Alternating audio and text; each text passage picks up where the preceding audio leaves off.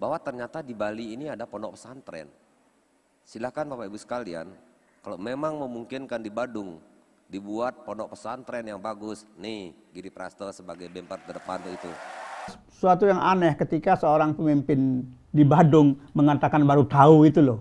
Tanpa Pak Giri Prasto menyampaikan itu, kalau di Bali kita masih sering konflik, sering tidak cocok, perbedaan sedikit membuat kita kemudian harus bermusuhan, maka kita tidak akan bisa bertahan. Maka yang namanya barometer Hindu Bali akan hilang.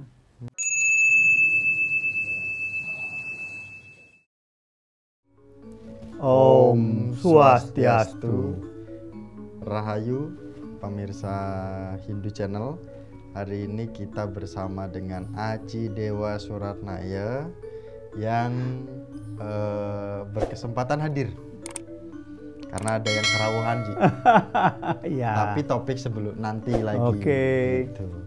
Ada yang kerawuhan. Topik nanti, Ji, kita nyusul nih. Karena dulu ada yang Krishna, Siwa gitu kan.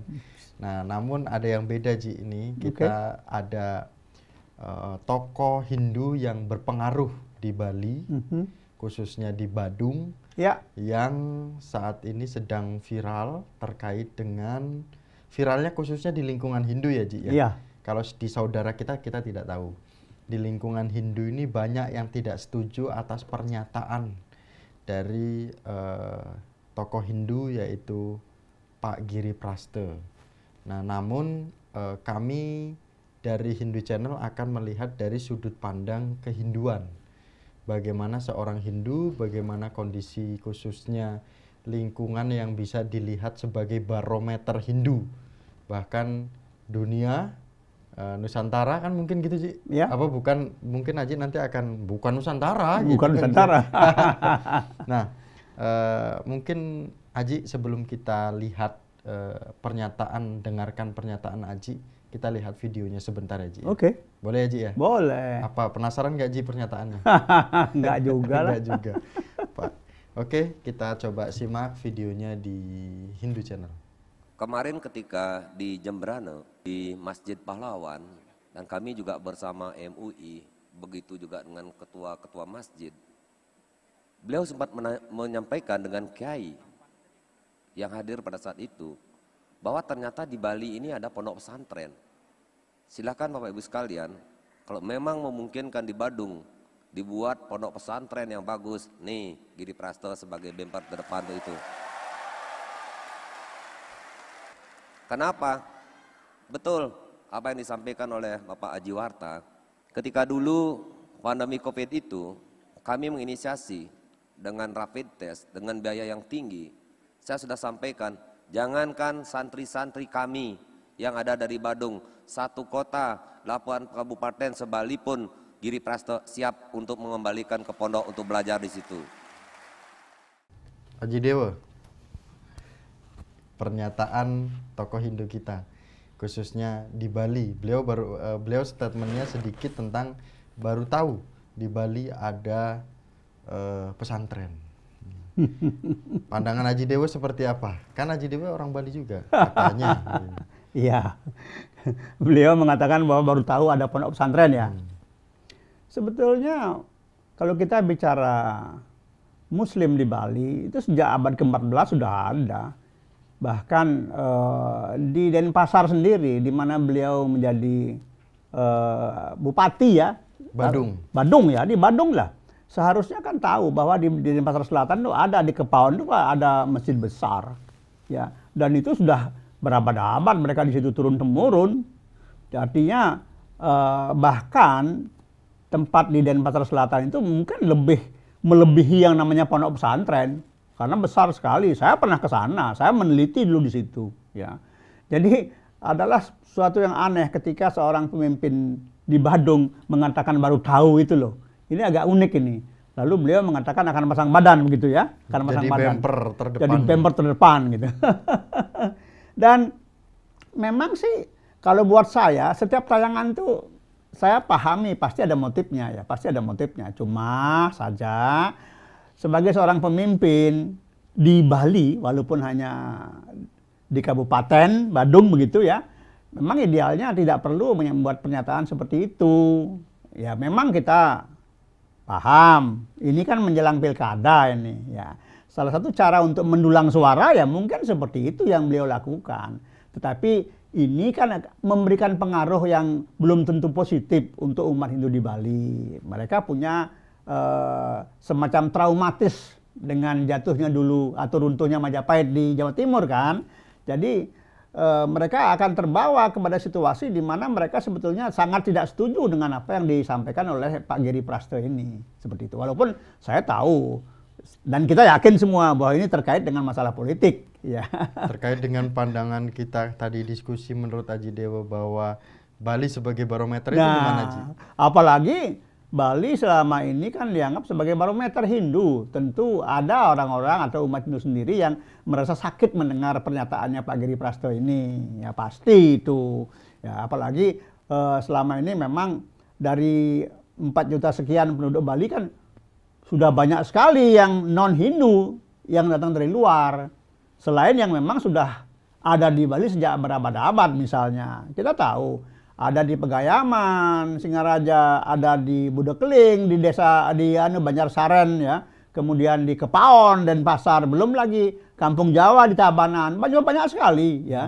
Sekarang dengan pernyataannya Pak Giri Prasto ini semacam mengundang, ayo silahkan datang lagi ke Bali, silahkan, seperti itu. Oh, pandangan aja berarti dengan adanya pembangunan pesantren ini berpeluang bukan hanya orang Bali saja yang ingin ke pesantren, orang Muslim Bali saja yang ingin ke pesantren, namun dari luar pun akan berbondong-bondong untuk hadir ke sana, sekolah di sana, kemudian nikah di sana. Ya pastilah peluang itu ada. Apalagi kan belum lama ini juga diresmikan oleh Wakil Gubernur sekolah tinggi ya di Jembrana itu kan. Dan itu juga kan memang nuansa sekolahnya akan kelihatan nantinya. Bukan bernuansa Hindu, tapi jelas bernuansa Muslim misalnya, bernuansa Islam. Tapi itu kan nggak salah, artinya memang diterima secara resmi oleh pemimpin di Bali. Tapi itu indikasi sebetulnya bahwa akan terjadi gelombang besar nantinya ke Bali. Gelombang besar nantinya. Jadi yang namanya barometer Bali, barometer Hindu maksud saya akan berbeda lagi, bukan lagi barometer Hindu nantinya. Nah, ini kan hanya dugaan ya. Mungkin iya juga, mungkin tidak juga.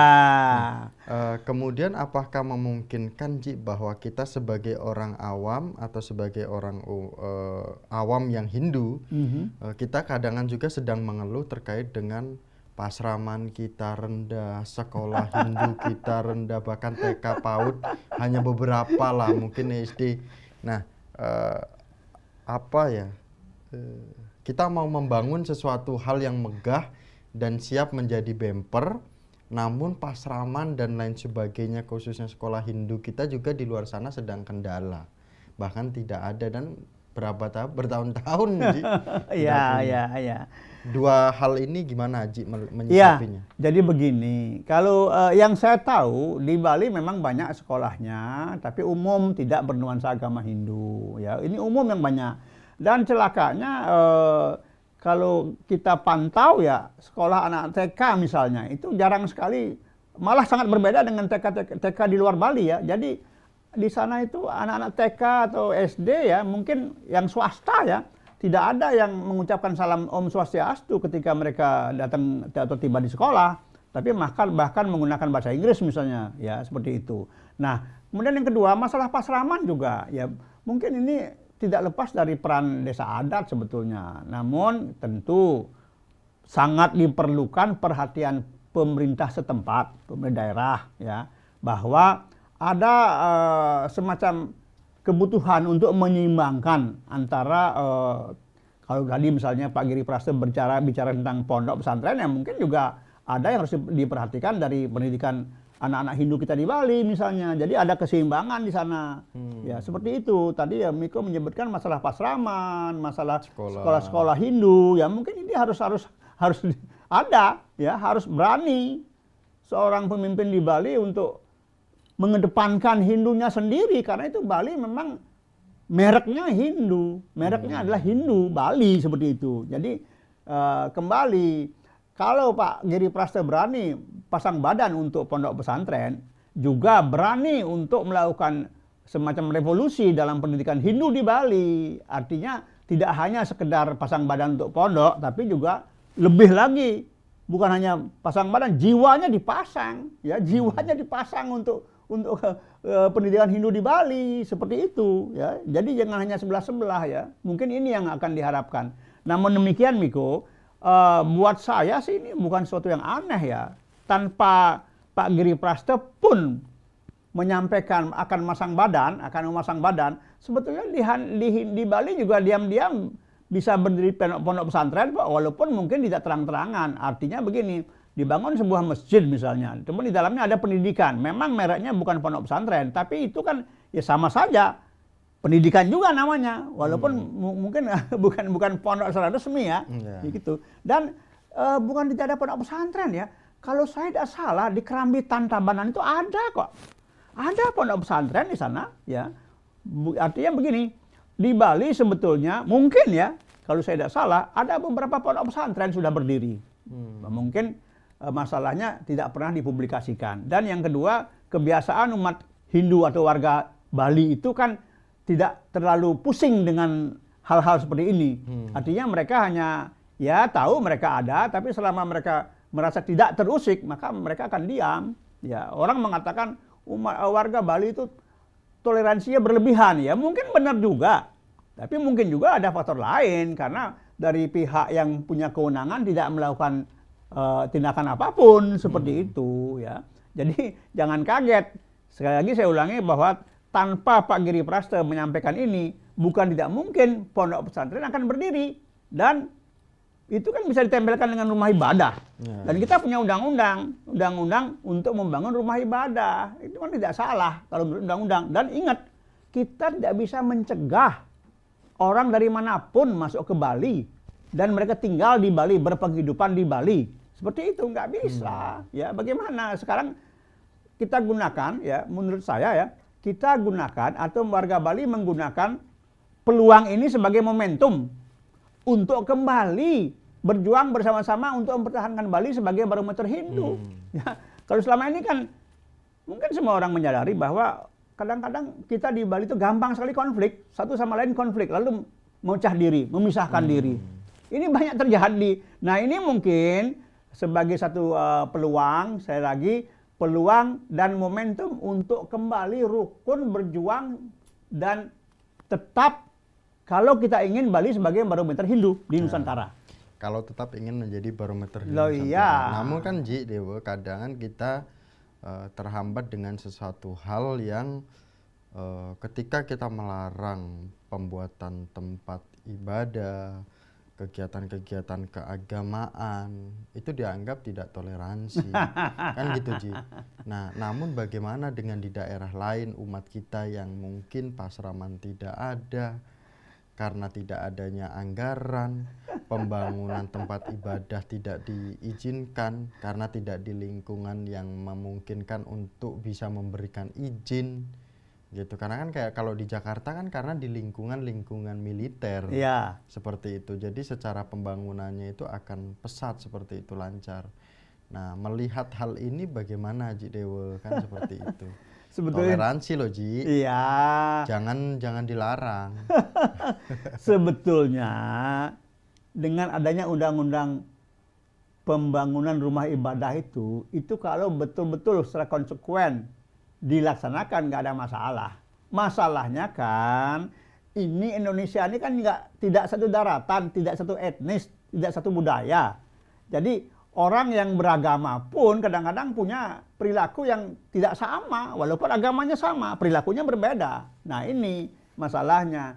Dan kita tidak perlu berandai-andai bahwa umat Hindu dimanapun di luar Bali ataupun masih di Jawa selalu mengalami masalah rumah ibadah. Selalu itu. Ini kenyataan, tidak usah disangkal lagi. Ini kenyataan bahwa memang di negeri ini orang-orang yang jumlahnya sedikit, yang katanya kaum minoritas ini pastilah selalu tidak mendapatkan perlakuan yang sama, ya. Nah, ya mungkin di sebuah daerah misalnya, dia kepala daerahnya yang bukan Hindu tapi sangat perhatian. Ada juga yang tidak sama sekali ingin agar Hindu berkembang. Itu ada saja. Dan itu nggak terhindarkan di negeri ini. Pasti ada. Jadi untuk saya sih lebih baik kita membangun kemandirian. Nggak perlu kita komplain. Alah, nggak ada gunanya komplain negeri ini. Pasti akan tersisihkan kita itu. Ya. Ngomong kosong semua itu. Nah, gimana Haji Dewo terkait dengan statement Haji Dewo yang dari awal kita harus umat Hindu khususnya di Bali itu ada traumatik terkait dengan runtuhnya Majapahit. Nah, bagaimana Haji memandang itu? Jadi begini, memang runtuhnya Majapahit tidak lepas dari terlibatnya Kerajaan Demak sebagai kerajaan Islam pertama di tanah Jawa ya. Nggak bisa lepas dari itu. Apalagi juga ada masalah-masalah politis di sana. Tapi yang jelas, kalau saja tidak terjadi pertentangan antar keluarga kerajaan Majapahit sendiri berebut kekuasaan yang melemahkan akhirnya Majapahit, mungkin tidak mudah akan diserang, akan dijatuhkan oleh pihak luar. Kan ini permasalahannya. Jadi kalau saya memandang sih memang sirna hilang kertaning buminya Majapahit itu pertama karena pertentangan antara keluarga sendiri, perebutan kekuasaan, itu yang melemahkan. Kemudian yang kedua, ada kepentingan dari pihak luar ya untuk merubah peradaban Majapahit itu menjadi non Siwa Buddha lagi, ya, non Siwa Buddha maksud saya. Nah, itu terjadi dan ini pastilah akan membawa trauma kepada warga Bali yang merasa dulu leluhurnya dari Majapahit. Nah, dikhawatirkan akan berulang sejarah itu bahwa runtuhnya Majapahit akan terjadi juga nanti dengan runtuhnya Hindu di Bali. Itu wajar-wajar saja kalau muncul perasaan seperti itu ya. Tapi kemudian kalau saja di Bali kita selalu bersatu, nggak akan terjadi.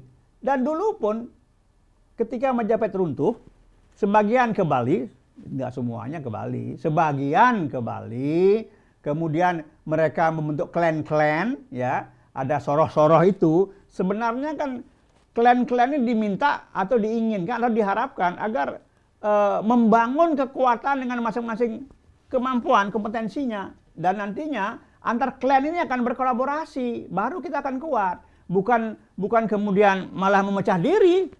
Ya, jadi kalau saya ulangi ya, tanpa Pak Giri Prasta menyampaikan itu, kalau di Bali kita masih sering konflik, sering tidak cocok, perbedaan sedikit membuat kita kemudian harus bermusuhan, maka kita tidak akan bisa bertahan. Maka yang namanya barometer Hindu Bali akan hilang.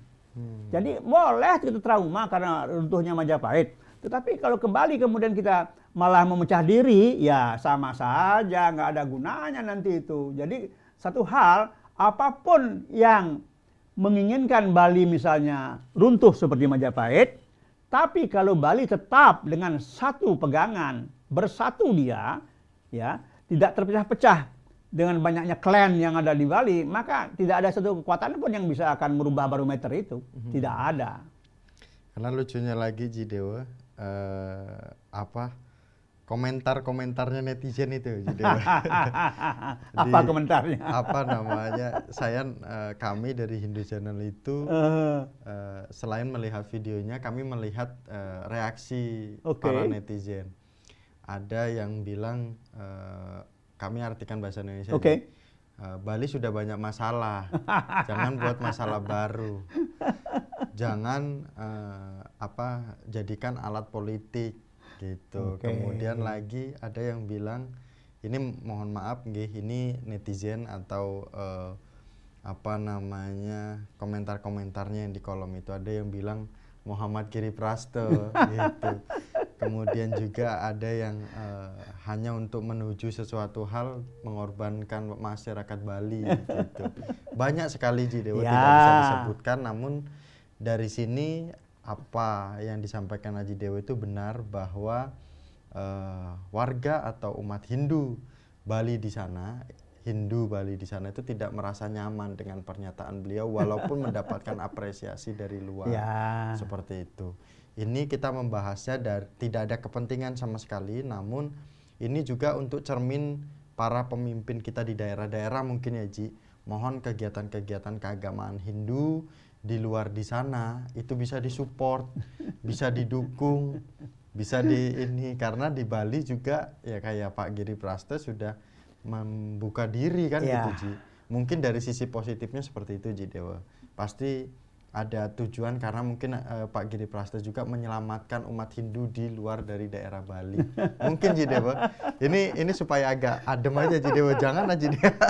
Ya, semua kemungkinan itu bisa terjadi. Ya, memang Bali banyak masalah, tapi kalau diurai masalahnya dan dicari solusinya dengan kepala dingin, sebetulnya Bali itu banyak orang hebat, ya, banyak orang wikan, orang bijak, guru-guru besar, banyak sekali. Jadi masalah Bali sebetulnya tidak perlu harus tidak membutuhkan orang yang dari luar, ya, tapi justru Bali sendiri penuh dengan orang-orang bijak, orang pinter di Bali itu, ya. Banyak masalah, ya diurai saja masalahnya, lalu dicari solusinya, selesai. Lalu kemudian mengatakan bahwa itu seperti menyakitkan, ya boleh-boleh saja seperti itu. Kemudian politik, iya pastilah. Kan tidak aneh kalau sekarang agama menjadi alat politik, ya, apalagi menjelang pilkada. Jadi saya hanya mengingatkan saja, apapun bentuk goncangan atau yang dibawa dari luar ke Bali, tetapi selama Bali seperti bola bekel, dia semakin ditekan, dia akan semakin mantul, ya, semakin dibanting, semakin mantul, ya, reaksi seperti itu. Maka sebetulnya hanya satu, ayo guyup di Bali. Begitu banyak klan yang hebat-hebat kok, banyak soroh yang luar biasa, ya, banyak orang-orang pinter, bersatu, selesai permasalahan itu, dan tidak akan ada yang mampu mengoyak-oyak Bali itu, tidak ada. Permasalahannya kan itu, setiap orang Bali, kalau ada orang Bali yang sudah maju, ada yang pro, ada yang kontra. Mestinya yang pro jalan terus, yang kontra diam, tidak usah ikut memberikan komentar yang nggak ada manfaatnya, ya. Itu aja kuncinya. Kalau Bali bisa bersatu, tidak ada satu kekuatan pun yang bisa menggoyahkan Bali dari luar. Apapun bentuknya tidak akan bisa. Apapun pernyataan orang-orang tidak akan bisa. Tapi mampukah orang Bali satu kata? Ya. Tidak lagi ada hal-hal yang dijadikan konflik. Tidak ada hal-hal yang dijadikan sebagai sumber untuk memecah diri. Masalah pura, kemudian pecah. Masalah kelompok, pecah. Pura digembok, pecah. Ini lucu. Bagaimana Bali mau bertahan? Bagaimana Bali bisa mempertahankan barometer Hindu di Nusantara ini kalau orang Bali sendiri masih saja seperti itu. Jadi Miko kembali.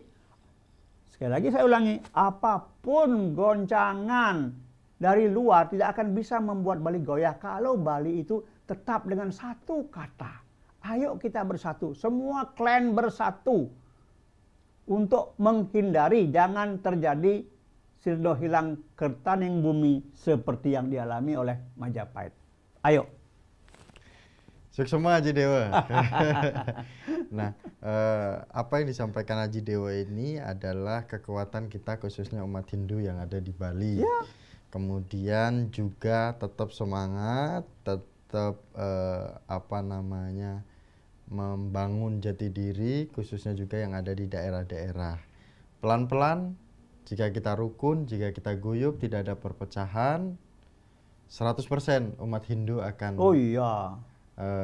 maju ya Ji ya. Oh pasti itu. Nah, jangan lupa untuk subscribe Hindu Channel, untuk like, kemudian komen, dan kasihkan ide-ide kepada kami atau YouTube atau channel YouTube atau informasi video yang mungkin ingin membutuhkan jawaban dari Hindu Channel. Nanti kami akan carikan narasumbernya. Jika tidak berkenan dengan Haji Dewa atau jika ingin Haji Dewa siap ya Ji ya? Siap lah. Siap Haji Dewa. Nah, terima kasih, kami tutup dengan Paramasanti bersama dengan Haji Dewa Suratnaya di Hindu Channel. Paramasanti. Om Santi Santi Santi. Om. Sukses semua Haji Dewa. Oke.